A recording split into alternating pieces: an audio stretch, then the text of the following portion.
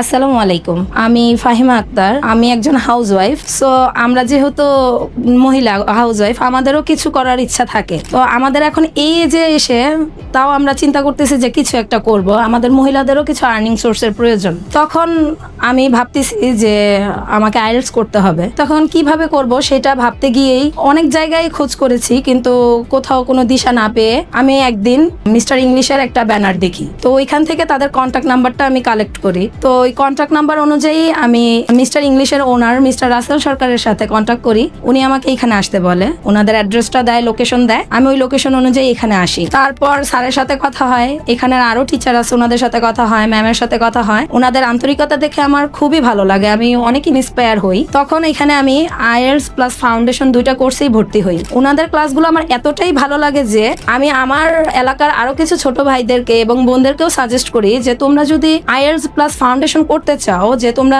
দেশের বাইরে যদি যেতে চাও, তোমরা এখান থেকেই করতে পারো। আর অন্যান্য জায়গার ক্ষেত্রে এখানে কস্টিং খরচটাও অনেক কম।